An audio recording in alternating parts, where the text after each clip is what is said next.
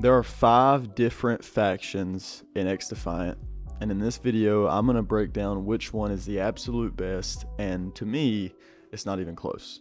So there are a lot of factions that come across as very flashy, and all the streamers and top players are running because they're cool, or because the ultimate's really good, or because there's different niche things you can do with those factions, which is fine and great and dandy.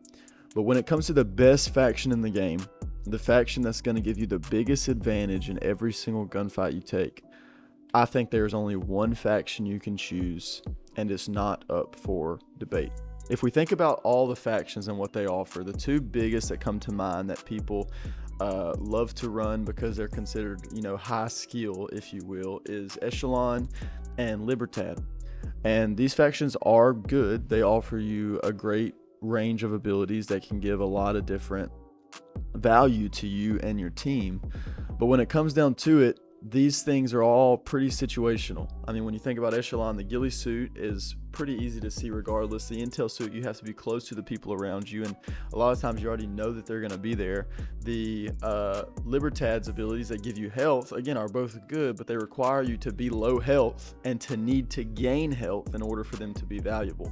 And of course, the ultimates are great. There's no taking away from Echelon or Libertad's ultimates. They're, in my opinion, the 2 best ults in the game. But when it comes to the faction that's going to give you the best bang for your buck in every single gunfight you take, again, there's only one that comes to mind. And to me, it's the Phantoms faction. Now, the Phantoms is the best in my mind for one reason and one reason only. And believe it or not, it's the passive. The Phantoms easily, without a shadow of a doubt, have the best passive in the game. And in my opinion, it's the best ability in the game. So much so that I think just because of the passive, they're worth running. Don't get me wrong, their mag barrier is great and can be used in tons of different situations, but teams and people are becoming more and more accustomed to playing around it and countering it with EMP grenades. And again, the ultimate is one of the better ultimates in the game, but you have to be really close and people can just avoid you. So for the tactical and the ultimate, the Phantoms really don't shine as much, but the passive is what makes this faction unbelievable. If you don't know, or if you need a refresher, the Phantom's passive, if you look at the bottom left of my screen, gives you 120 health. You get 20 extra health per life. And 20 extra health per life is at least 1 more bullet to kill on most guns, and even on the occasion could be 2 more bullets to kill depending on where they're shooting you at.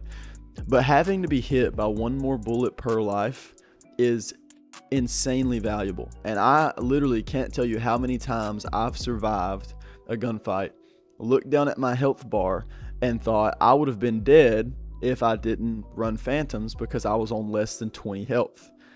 So when you think about every single gunfight getting value from your faction, every fight you take with Phantoms, you're starting with an advantage.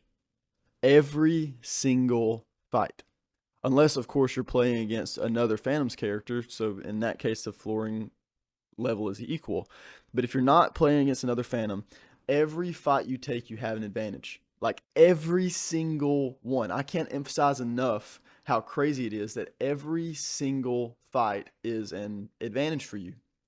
And on the flip side, if you're not running Phantoms and play against a Phantom, every single fight you take is going to put you at a disadvantage because they have inherently more health than you, and it's going to take longer for you to kill them.